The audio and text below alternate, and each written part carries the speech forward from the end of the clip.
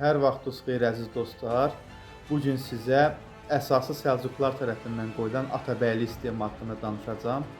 Lakin Atabəyli sistemindən danışmazdan əvvəl Məmlükçülük sistemindən danışmalıyam. Çünki Atabəyli sistemi özü Məmlükçülük sisteminə dayanırdı və Səlcuqlu sultanları öz atabəylərini həmin bu Qulam və ya Məmlük adlanan sinifdən, sistemdən seçirdilər. Əziz dostlar, Məmlükçülük sisteminin tarixi Ərəb xilafəti dövrünə girib çıxır. Belə ki, 661-ci ildə hakimiyyətə gələn Əməvilər İslam fəthlərindən əldə etdikləri böyük sərvət və qazanc hesabına dəbdəbəli həyat sürməyə və getdikcə müharibələrə könülsüz yanaşmağa başladılar və artıq bir neçə müddət sonra hərbi xidmətə də, əsgəri xidmətə də getməyə boyun qaçırdılar. Buna görə də onlar məcbur oldular ki, öz yerlərini orduda xaricdən idxal etdikləri başqa əsgərlərlə doldursunlar.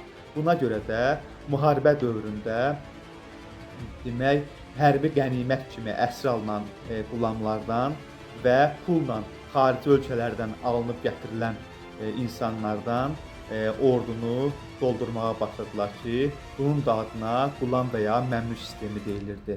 Məmlük ərəbcə ağdərli qul mənasına gəlirdi. Qulam isə gənc dəliqanlı oğlan demək idi və bunun cəm forması olan qılman sözü Qurani-Kərimdə də keçməkdədir. Lakin mənaları fərqli olsa da, qulam və məmlük həmin dövrdə sinonim kimi işlənirdi və eyni mənanı kəsb edirdi. Əməvilər tərəfindən əsası qoyulan və bu qulam-məmlük sistemi Abbasilər tərəfindən genişləndirildi və Abbasilər qulam və məmlük sistemindən daha geniş şəkildə istifadə etməyə başladılar. Qeyd eləyək ki, hərbi qənimət kimi əsir alınan və xaricdən pulla alınıb gətirilən bu qulamların içində müxtəlif xalqlardan olan qullar var idi. Və bu qullar Həbəşi, Frənk, Rum, Slavyan və türklərdən ibarət idi. Türklərdən başqa qeyd olunan bu qulamlar milli mənsubiyyətinə görə daha çox xilafətin saray işlərinə, əyləncə sahələrinə, hərəmxanalara yarayırdılar. Lakin türk qulamlar birmənalı olaraq xilafət ordusuna, ordu sisteminə tətbiq olunurdu. Və onlar bu sistemə daxil olarkən birinci növbədə İslamı qəbul edir və İslamı qəbul edəndən sonra onların üstündən qul statusu götürülürdü. Qul statusu götürülən həmin bu qulamlar ordu sistemində pillə-pillə irəliləyərək yüksək vəzifələrə çata bilirdilər. Bunun örnəyi 868-ci ildə Misirdə xilafət tarixində ilk türk müsəlman dövləti quran Tulunilər dövlətinin baniləridir. Belə ki, bu sülalənin banisi Tulun adlı türkmən 9 Oğuz türklərindən idi və bu adam Samani hakimi Nuh ibn Əsadın qulamı idi. Nuh ibn Əsad hər bir xilafət xəzinəsinə vergi göndərirdi və xəlifəyə xəzinələr, hədiyyələr göndərirdi. Günlərin bir günü həmin Tulunu da, öz qulamını da xəlifəyə hədiyyələrlə bir yerdə göndərmişdi və həmin Tulun Bağdadda xəlifə sarayına girib, daha sonra əsgəri fəaliyyətə başlamışdı və bir neçə il xidmət etdikdən sonra əmir vəzifəsinə qədər yüksəlmişdi və komandan vəzifəsinə çatmışdı. Daha sonra bu Tulunun oğlu Əhməd ibn Tulun kimi tanınan bu şəxs 868-ci ildə Misirdə vali olarkən müstəqil Tulunilər dövlətinin əsasını qoymuşdur. Azərbaycan tarixində də bunun çox örnəkləri var. Məsələn, 927-ci ildə Azərbaycan hakimi Yusif Sacoğlu qərmətlərlə döyüşdə öldürüləndən sonra Azərbaycanı 20 ildən çox bir müddətdə Yusif Sacoğlunun qulamları idarə eləmişdilər. Və qulamlar gördüyümüz kimi qul kimi xilafət sisteminə gələndən sonra qul statusundan çıxıb daha yüksək vəzifələrə yiyələnə bilirdilər. Bunun öyrənlərini çox demək olar. Əsas bizim məqsədimiz burada Atabəyli sistemidir. Atabəylərdə isə Səlcuqlu dövlətində Atabəylər qulam sistemindən, həmin bu qulamlardan seçilirdi. Çünki Səlcuqlu dövləti 11-ci əsrdə 1038-ci ildə qurulsa da Səlcuqlu sultanları xilafət dövründən, İslam dövlət modelindən qalan bir çox dövlət institutlarını saxladılar. Bunlardan da biri qulam və məmlük sistemi idi ki, həmin qulam və məmlük sistemlərinin içindən Atabəylər seçilirdi.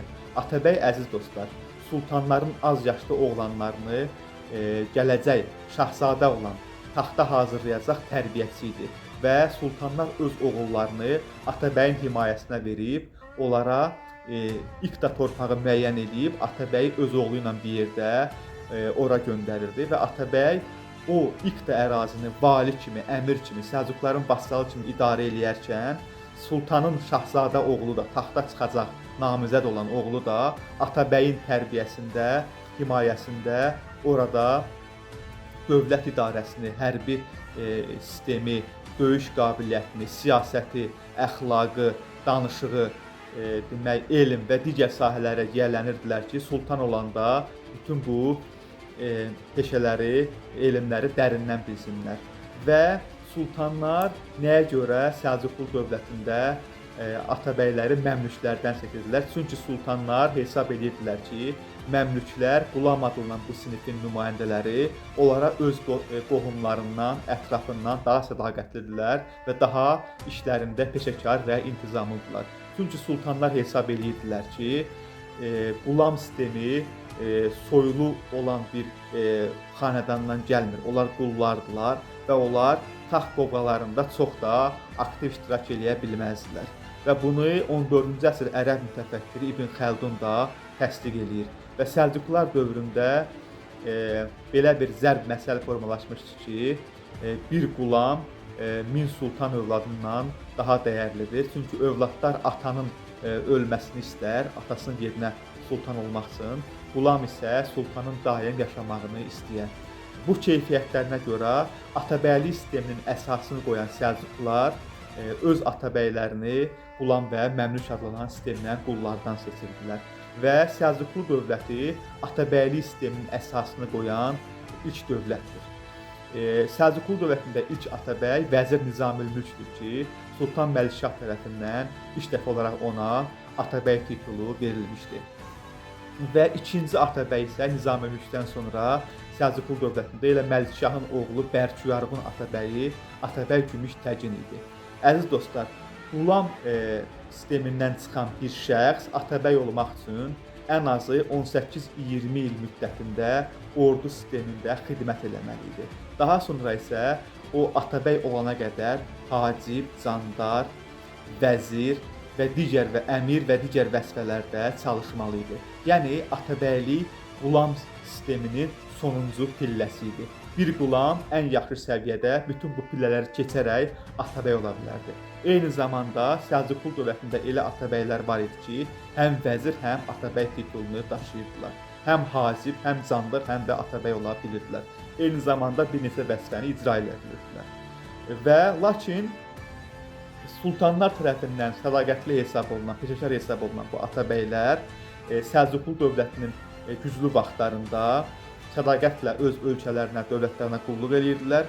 Lakin Sultan Məlikşahın ölümündən sonra 1092-ci ildən sonra həmin Atabəylər mərkəzi aparatın zəifləməsinə istifadə edərək hər Atabəy öz hazırladığı sultanın, şahzadənin taxta keçməsinə çalışırdı. Nəticədə biz 1092-ci ildən Səlcuqların dağılmasına qədər bütün Səlcuqlu tarixini bu taxt qobalarının içində Atabəylərin çarpışmasını görürük. Və Azərbaycan Atabəyi Şəmsəddin Eldəniz də 1118-ci ildə Sultan Sancarın qulamı kimi alınıb gətirilmişdi və daha sonra Sultan II Toğrulun şəxsi məmlükləri sırasına daxil olunmuşdu. Daha sonra Sultan Məsud tərəfindən Toğrulun Atabəyi təyin olunub Azərbaycana, Naxçıvana göndərilmişdi. Və bundan sonra isə Eldənizlər Azərbaycan Atabəyliyi vəzifəsini icra edib bütün İraq Səlcuqlu sultanlığını ələ keçirib idarə eləmişdilər. Bu barədə növbəti verilişlərində danışacağıq.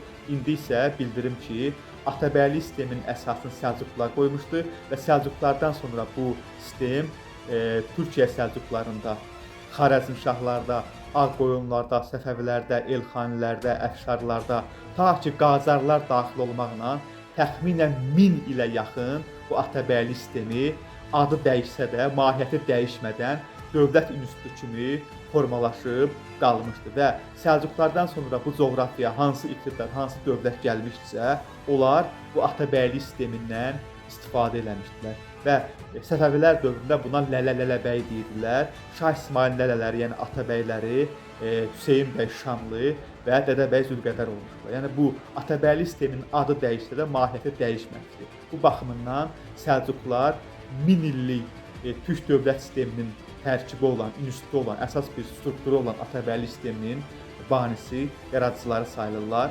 Növbəti verilişlərimizdə, efirlərimizdə ümumiyyətlə bu Atabəylərdən, Azərbaycan Atabəylərindən, ümumiyyətlə Səlcuqlu dövlət sisteminin digər sahələrindən danışacağıq. Çox sağ olun.